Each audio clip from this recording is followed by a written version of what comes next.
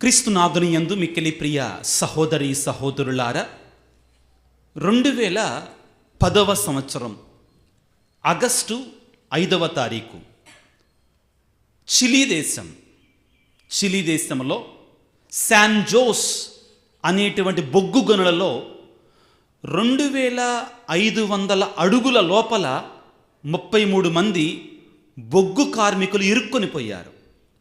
ఎన్ని అడుగుల లోతండి?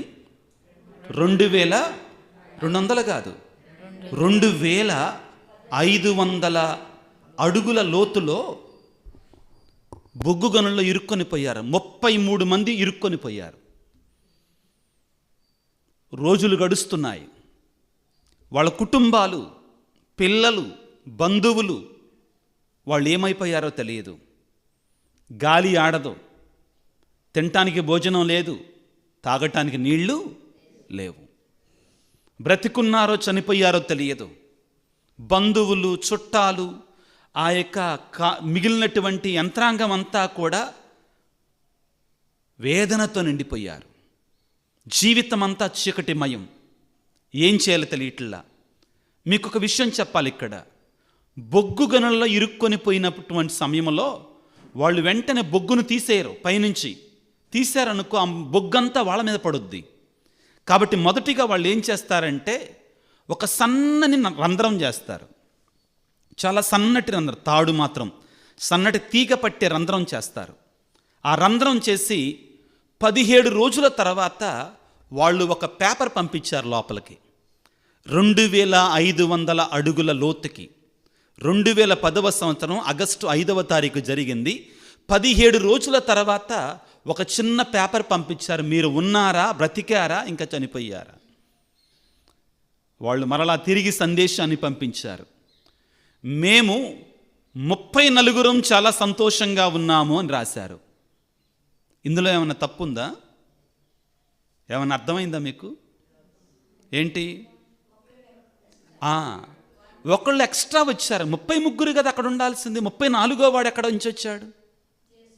అర్థం కాలేదు వాళ్ళకి.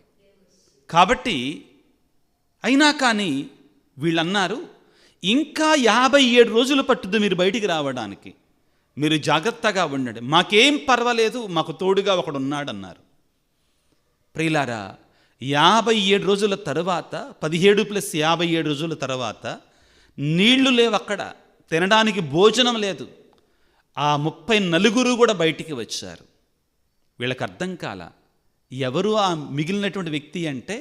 వాళ్ళన్నారు, మొట్టమొదటిసారి మా జీవితంలో బొగ్గు గనుల్లో ఇరుక్కొని పోయిన తర్వాత మేము ఒకటే నిర్ణయించుకున్నాం, మన ప్రాణాలు ఉంటాయో లేవో మనకి తెలియదు.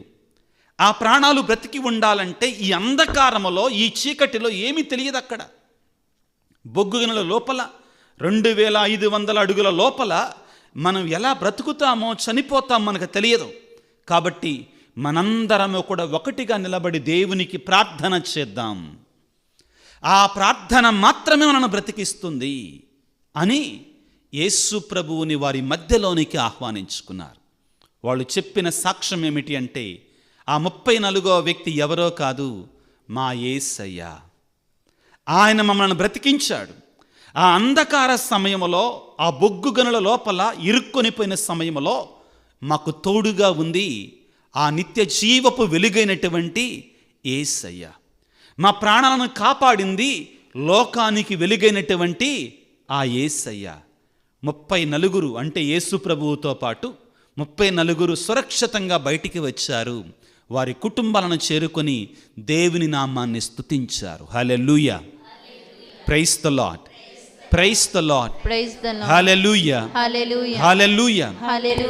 ఈ ఆధునిక ప్రపంచంలో కూడా ప్రియులారా, ఎంతోమంది అంధకారమనే జీవితపు శ్రమలలో, బాధలలో, ఇక్కట్టులలో, ఇరుకులలో ఇరుక్కొని పోతున్నారు, కూరుకొని పోతున్నారు. కానీ బాధాకరమైన విషయం ఏమిటి అంటే, మనలో చాలామంది ఇటువంటి అంధకారపు లోయలలో పడిపోయినప్పుడు, అంధకారపు చీకటి మయమలో ఇరుక్కొని పోయినప్పుడు వెలుగైనటువంటి దేవుని వంక చూడటం వల్ల మరలా చీకటి అయినటువంటి లోకం వెంట చూస్తున్నాం. మనం లోకం వెంట పరిగెడుతున్నాం. చీకటిలో ఉండేటువంటి వాడు చీకటిలో ఉన్నటువంటి వానికి వెలుగు చూపించలేడు. వెలుగైనటువంటి వాడు మాత్రమే చీకటిలో ఉన్నటువంటి వానికి వెలుగును చూపించగలడు. ఈనాడు దేవుని యొక్క వాక్యాలన్నీ కూడా ఇదిగో అంధకారంలో నివసించే ప్రజలకి, చీకటిలో బ్రతికే ప్రజలకి, అంధకారపు జీవితాలు జీవించేటువంటి వారికి దేవుని యొక్క గొప్ప వెలుగుని ఇవ్వబోతున్నాడని వాగ్దానము చేస్తున్నాడు. ఒకసారి యెషయా గ్రంథము 2వ వచనాన్ని చదువుకుందాం ప్రియులకు దేవుని. చీకటిలో నడుచు జనులు పెద్ద వెలుగును చూచిరి, దట్టమైన నీడలు కమ్మిన తావున వసించు ప్రజల మీద జ్యోతి ప్రకాశించను.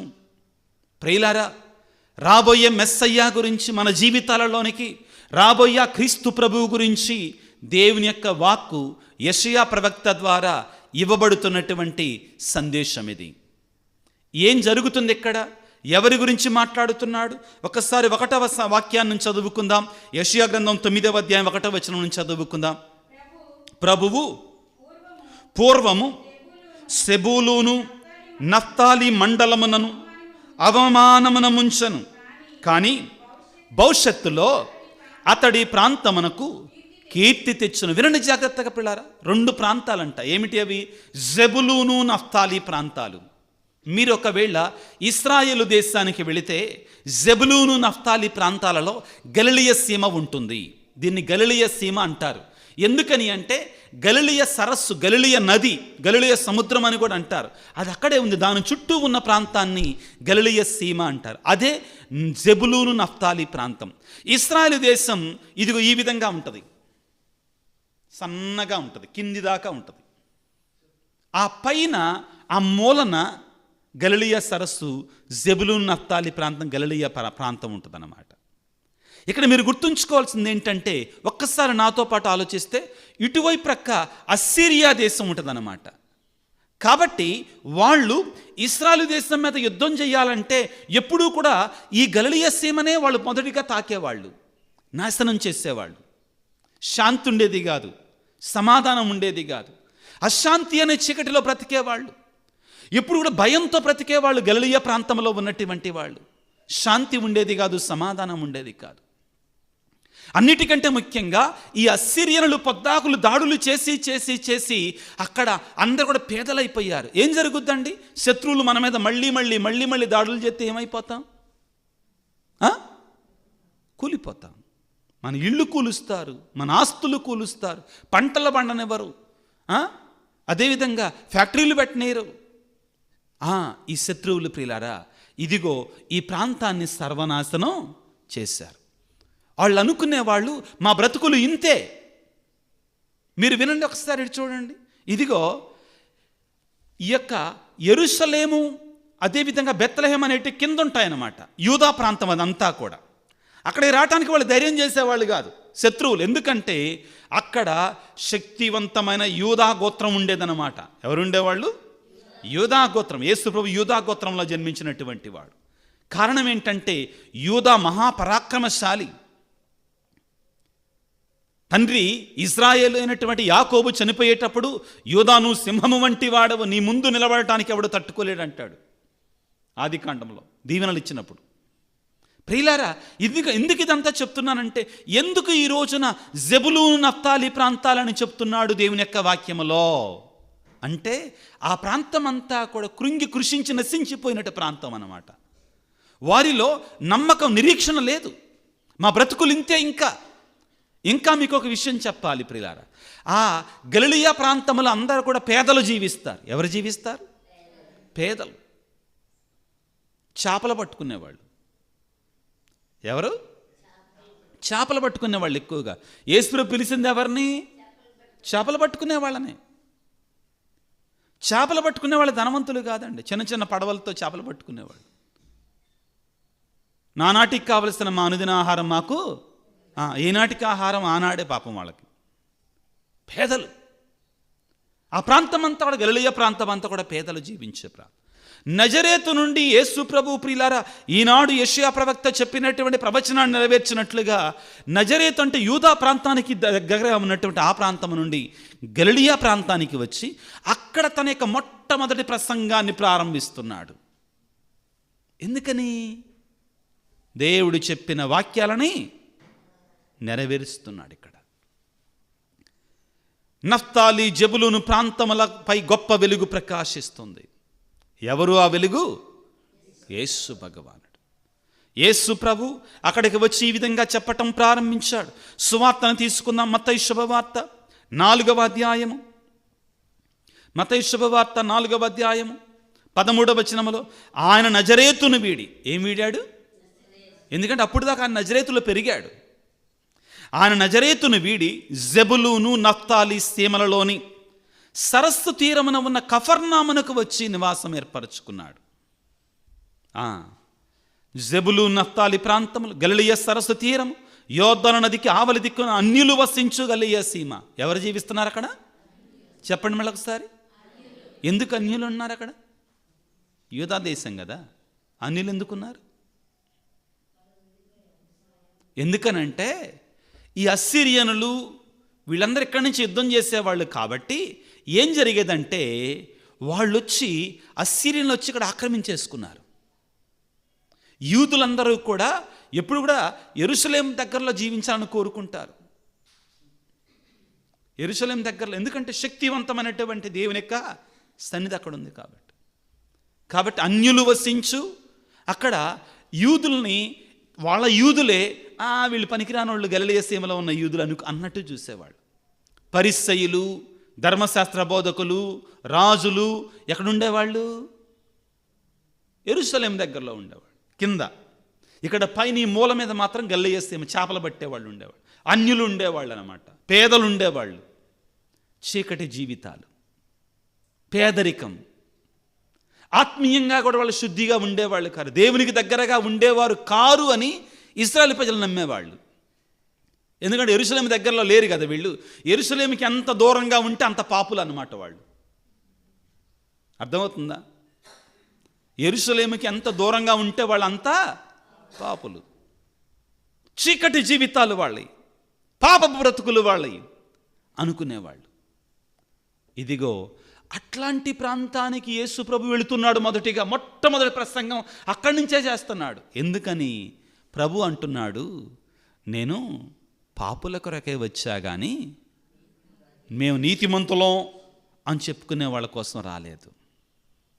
ఎందుకు వచ్చాడు ఆయన? రోగులకే వైద్యుడు కానీ ఆరోగ్యవంతులకు వైద్యుడు అక్కరా లేదు. ఆ బయట ఆ వరండాలో లేకపోతే ఆ గ్రౌండ్లో ఈ లైట్ తీసుకెళ్ళి పెట్టారనుకో, ఏమైనా కనపడుద్దా? లైట్ ఉపయోగం ఉంటుందా? బ్రాడ్ డే లైట్లో టార్చ్ లైట్ వేసామనుకో ఏమనుకుంటారు చూసేవాళ్ళు?